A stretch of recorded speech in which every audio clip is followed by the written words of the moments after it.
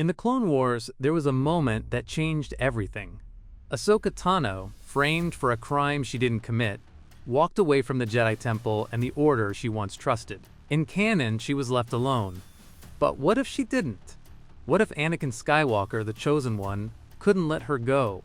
What if he followed her down those steps, abandoning the Council and the Order behind him? In this version of the story, that's exactly what happens. And nothing turns out the same. Let's begin. The sun was setting across Coruscant when Ahsoka Tano reached the base of the temple stairs. She could still feel the sting of betrayal in her chest. The Council had turned on her without hesitation, expelling her when she was accused of a bombing she hadn't committed. They had invited her back, of course, after Anakin proved her innocence. But it was too late. Their trust was broken. She kept her head low as she walked, the city's noise rising around her. But then she heard it, a familiar voice calling her name. "Ahsoka! Wait!" Anakin came running down the steps, his cloak swirling behind him. She turned, bracing herself for a final goodbye. Instead, he stopped in front of her, breathing hard, and said the last thing she expected. "I'm coming with you." Ahsoka blinked.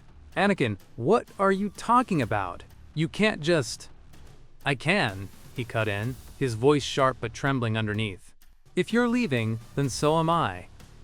I made a promise when you became my Padawan to protect you, to train you, to make sure you became the Jedi you were meant to be. If the Council betrayed you, then they betrayed me too." Ahsoka searched his eyes, trying to tell if he meant it. But she saw no hesitation. Only conviction. "Anakin," she whispered, "if you walk away now, you're giving up everything." He shook his head. "No, I'm giving up nothing. I'll still be a Jedi, just not their Jedi." For a long moment, the two of them stood there in silence. Finally, Ahsoka nodded. "Then we do this together." And with that, Master and Padawan turned their backs on the Jedi Temple, walking side by side into the streets of Coruscant. High above, in the Council chambers, Obi-Wan Kenobi stood at the window. He watched as Anakin and Ahsoka disappeared into the traffic streams. "Anakin is gone," he said quietly. Mace Windu turned sharply. "What do you mean?" "He's leaving with her." The room fell silent. Even Yoda's ears drooped. Obi-Wan sighed, his shoulders heavy. "I should have seen this coming. Anakin's loyalty has never been to abstract things like peace or justice. He's loyal to people, to Ahsoka, to Padme, to me, and once that loyalty is betrayed, it doesn't come back." Mace's brow furrowed. "We did what was necessary. The Council must preserve order, personal attachments." "Attachments are exactly why he left," Obi-Wan snapped, for once letting his frustration show. "You pushed him too far. Now the Order has lost the Chosen One, and I fear we may never get him back." Anakin knew exactly where to go. He led Ahsoka through the busy streets of the Senate District, straight to Padme Amidala's apartment. When the door opened, Padme froze. "Anakin? Ahsoka?" Before she could ask, Anakin stepped inside, pulling Ahsoka with him. His voice was urgent but calm. "There's something you should know. Ahsoka deserves to hear it too." Ahsoka tilted her head, confused. She had always suspected something between them, but nothing more. Then Anakin spoke the truth. "Padme isn't just my friend," he said. "She's my wife." For a moment, silence. Padme's eyes widened at his choice to reveal it. Ahsoka's jaw dropped. "Your wife?" she said, her voice caught between shock and disbelief. "Anakin, you're not even supposed to." "I know," he admitted, raising a hand, "but I can't hide it anymore. Not from you. Not after this. The Council doesn't own my life. Not anymore." Padme placed a gentle hand on his arm, worry flickering across her face. "Are you sure, Anakin? This is everything you've ever known, the Order, your place in it." Anakin shook his head. "I thought it was, but I see now it was never about them. It was about the people I swore to protect, and the people I love. That's you, that's Ahsoka. I'm done pretending otherwise." Ahsoka crossed her arms, still stunned. "So, what happens now?" Anakin looked between them. "Now, we find our own path." Within days, the three of them relocated to Naboo. Padme arranged for Anakin and Ahsoka to stay at her lake retreat, quiet, peaceful, far from the war raging across the galaxy. For the first time in years, there was no constant call to battle, no council assignments, no war rooms, just silence, broken only by the sound of water against the shore. Here, Anakin began training Ahsoka again, But it was different this time. One afternoon, he asked her to hand him her lightsabers. Reluctantly, she did. Without a word, he hurled them across the field into the tall grass. Ahsoka gasped. "Anakin, what are you?" "Tell me," he said, stepping closer. "How do you feel without them?" She hesitated. "Vulnerable, weaker." Anakin ignited his own saber, its blue blade humming. "That's the problem. The Order teaches us our blades are everything. But they're not. The Force is everything. A lightsaber is just a tool. You need to be able to fight without it." Before she could respond, he swung. She dodged, barely. His strikes came faster, harder, forcing her to roll, leap, and call on the Force to push him back. "Trust your instincts," he shouted, pressing the attack. "See it before it happens." She closed her eyes for half a second, letting the Force guide her. When she opened them, she could feel his next move before he made it. She jumped onto a tree branch, flipped, and kicked him squarely in the back. Anakin stumbled, then laughed, deactivating his blade. "That's more like it, now again." And so their training continued, free from the pressure of war. Every lesson brought them closer together, not just as teacher and student, but as equals. It wasn't long before Padme pulled them into her own work. As a senator, she often traveled on diplomatic missions, and Anakin and Ahsoka began accompanying her, not as Jedi, but as her guardians. On desert worlds, Ahsoka learned to conserve her energy in brutal heat. On bustling city planets, she learned to blend into crowds, watching for danger without being seen. On war-torn systems, she learned diplomacy, standing beside Padme as talks broke down, ready to act without escalating violence. Anakin guided her every step. "This is what being a Jedi should be," he told her one evening. "Not serving the Senate, not obeying the Council, protecting people, helping them. That's what the Code forgot." Ahsoka smiled, feeling herself grow stronger every day, and for the first time she started to believe she could still be a Jedi. Not the Order's Jedi, but her own. But the galaxy hadn't forgotten them. Palpatine's messages reached Anakin again and again, each one more insistent. "My boy," the Chancellor's voice said through the comm, "I need you. The Republic needs you. The Jedi are lost, but you and I, we can end this war together." Anakin ignored them, shutting down the comm. But Ahsoka saw the tension in his jaw. She had no idea how deep Palpatine's claws went, or how hard it was for Anakin to turn away from the man who had always supported him when the Council did not. And in the shadows, the Sith plotted. Count Dooku was given a new assignment, to draw Anakin out or destroy him. The call came from Padme's ship. Static crackled, but her voice was clear enough. "Anakin, help! Droids, Rex, we're under attack." Then silence. Anakin's face went pale. He and Ahsoka traced the signal to a world on the outer rim Cleone. Without hesitation, they jumped to hyperspace. When they landed, the truth revealed itself. Padme and Captain Rex were prisoners, locked in a cell, and standing guard over them was Count Dooku. Anakin's rage boiled over. He ignited his lightsaber and stormed forward. "Let him go, Dooku!" The Sith Lord smiled, igniting his crimson blade. "Ah, Skywalker, so predictable. Your anger is your greatest weakness and your greatest strength." Their blades clashed, sparks flying as they dueled across the chamber. Anakin fought with fury, each strike faster than the last. Dooku pushed him, taunting. "Feel it, Skywalker. Embrace it. You'll never unlock your true power as a Jedi, but as a Sith." Anakin snarled, pressing harder. Meanwhile, Ahsoka slipped into the vents above, using the distraction to reach the cell. With a flick of her sabers, she freed Padme and Rex. Dooku sensed it too late. Anakin shoved him back, shouting, "You'll never have me." The duel raged on, until Ahsoka leapt down beside her master. Together, blades whirling in perfect sync, they forced Dooku into retreat. And then, a shot rang out. Dooku gasped, clutching his chest. Behind him, blaster in hand, stood Captain Rex. "The Jedi can't do what needs to be done," Rex said, "but I can." Dooku fell, lifeless, to the ground. And with that, everything changed. Count Dooku's body lay cooling on the ground. For years, he had been the glue that held the Separatist movement together. Now he was gone, struck down not by Jedi blades, but by the blaster of Captain Rex. Almost immediately, the cracks began to show. On distant worlds, General Grievous and Newt Gunray each declared themselves the new leader of the Confederacy. Their hatred for each other tore the movement apart.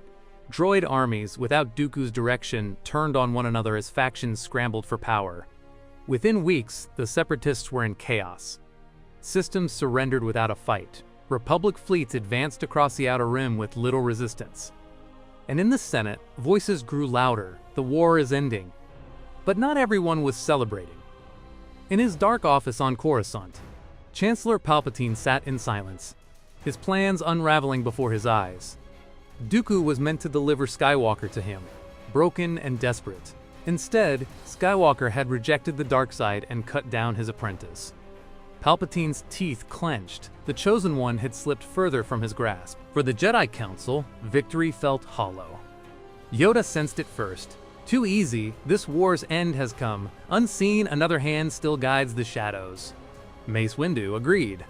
Dooku wasn't acting alone. Someone else has been pulling the strings, someone close. It didn't take long for suspicions to fall on the Chancellor. His emergency powers, his endless extensions in office, his uncanny influence over the Senate, the pieces began to fit. But they lacked proof. Until intelligence gathered from captured Separatist leaders pointed toward secret tunnels beneath 500 Republica, what they found was chilling. Sith architecture hidden in plain sight. The Council acted quickly. This time they would not send a lone knight. A delegation of Jedi Masters, joined by senators like Bail Organa and Mon Mothma, confronted Palpatine in his office. The Chancellor rose from his chair, his voice smooth as ever. "This is treason." "No," Mace Windu said, igniting his violet blade. "This is justice." The Jedi came prepared. Ysalamiri creatures, rare but powerful, were brought to dull the Chancellor's connection to the Force. Palpatine's yellow eyes flashed, but before he could react, a stun dart struck his chest. He collapsed, hissing, as the galaxy's greatest secret was finally revealed. Darth Sidious, the Sith Lord, was Chancellor Palpatine. News spread like wildfire. Palpatine's arrest shook the Republic to its core. Senators who had once cheered his leadership now recoiled in horror. The man who had promised safety had been their greatest threat all along. For Anakin and Ahsoka, it was vindication. Away from the Order, they had still done their duty. They had brought down Dooku, crippled the Separatists, and exposed the Sith. When they finally returned to Coruscant, the Council summoned them. Ahsoka stood tall before the chamber. She had been expelled, betrayed, abandoned. Now the same masters bowed their heads in apology. Yoda's voice cracked with regret.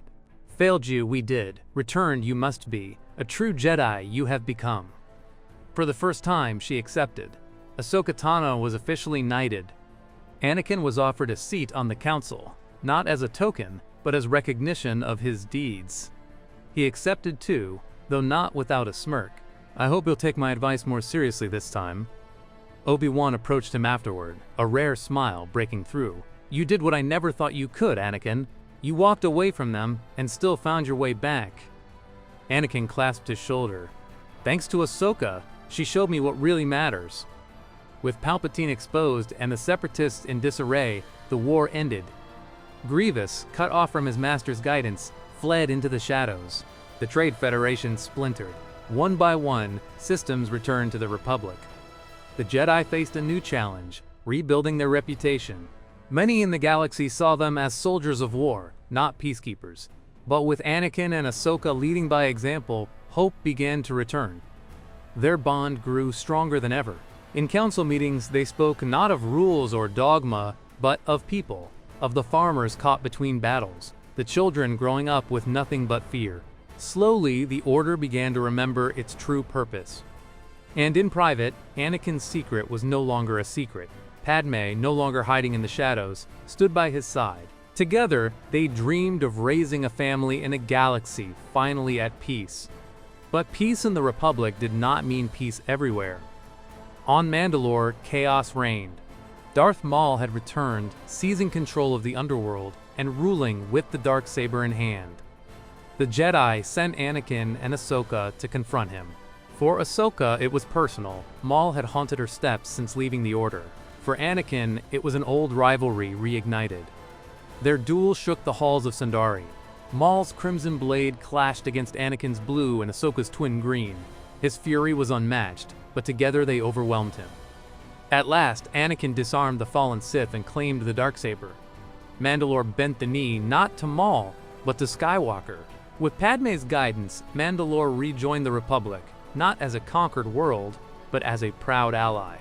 And for the first time, Anakin felt he could bridge both worlds, warrior and diplomat, Jedi and husband, father and leader. Years passed. Luke and Leia were born, not in secrecy, but in celebration. Ahsoka became a mentor herself, guiding a new generation of Jedi. Together with Anakin, she began shaping something different from the old order. They didn't forbid love. They didn't deny attachment. Instead, they taught balance. That the Force was not about suppressing emotions, but understanding them. That peace did not come from detachment, but from connection. The galaxy began to heal. The Sith were gone. The war was over. For the first time in generations, there was hope. But Sidious was not finished. Imprisoned beneath the temple, he waited. Plotted. Whispered. One night, as Anakin meditated alone, he heard it. A voice curling into his thoughts. "You cannot escape me, Skywalker. You will always be mine." Anakin's eyes snapped open, sweat on his brow. He could feel the darkness reaching for him, trying to claw back into his heart. He rose, igniting his saber, and walked down into the depths of the temple, past locked doors, past guards who stepped aside at his command, until he reached the cell where Palpatine waited. The Sith Lord looked up, smiling faintly. "You've come." Anakin raised his blade. "No, I've come to end you." The duel was brief but brutal. Even weakened, Sidious's lightning seared through the chamber, but Anakin stood his ground. For once, he didn't fight with anger or fear. He fought with clarity, with balance, with the Force. When it was over, the Sith were gone. Forever. On Naboo, in the quiet gardens of her lake retreat, Padme watched her children play. Ahsoka sat nearby, laughing softly, and Anakin, no longer weighed down by secrets or shadows, felt peace at last. The galaxy had its hero, not Darth Vader, the terror of the Empire, not the broken chosen one consumed by darkness, but Anakin Skywalker, husband, father, Jedi, and friend. He had left the Order with Ahsoka, and in doing so, found the destiny he was always meant for. What if Anakin Skywalker had walked away with Ahsoka? Maybe the galaxy wouldn't have faced years of suffering under the Empire. Maybe the Jedi would have returned with strength and purpose. Maybe Anakin would have found peace, not in redemption but in balance, before it was too late. Because walking away isn't the end. It's the beginning of something harder. And Anakin Skywalker? He wasn't just the chosen one. He was the man who had to choose his path, no matter the cost. If you enjoyed this alternative timeline, make sure to hit that like button and subscribe for more Star Wars stories, and may the Force be with you.